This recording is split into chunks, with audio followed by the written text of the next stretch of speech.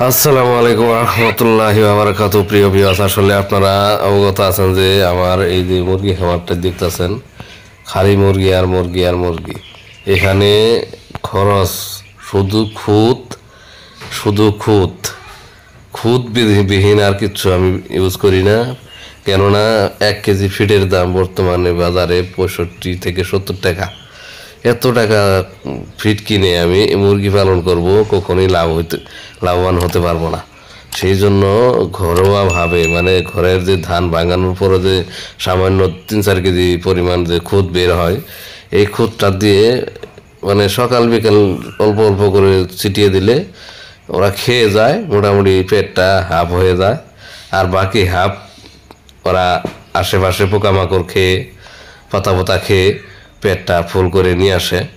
এতে দেখা যাচ্ছে আমার খরচটা একেবারেই সম্পূর্ণ কম হচ্ছে, নাই বলতেই চলে।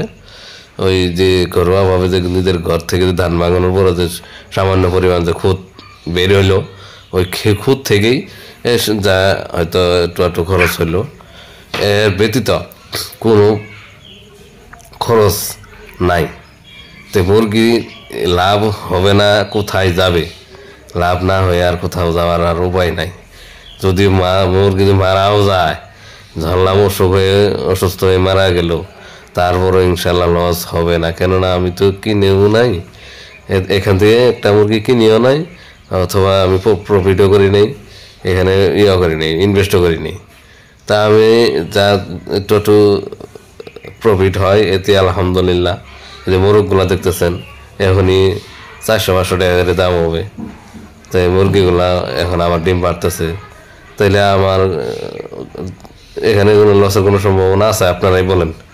লসের কোনো সম্ভাবনা নাই ইনশাআল্লাহ, আল্লাহর রহমতে লাভবান আছি। আপনারা এইভাবে মুরগি পালন করার চেষ্টা করেন খরচবিহীন, তাইলে আপনারা লাভবান হতে পারবেন। যদি মুরগি পালন করতেই চান, তাহলে সামান্য একটু জায়গা মানে স্প্রেস কইরে যেন ছেড়ে দিয়ে পালন যায়, এভাবে কইরে আপনারা সম্পূর্ণ বিনা খরচে মুরগি পালন করার চেষ্টা করেন, তাহলে মুরগিতে আপনারা লাভবান হতে পারেন। আমার মুরগি খামারটা দেখছেন, এই যে এইটা হইলে আমার মুরগির খামার।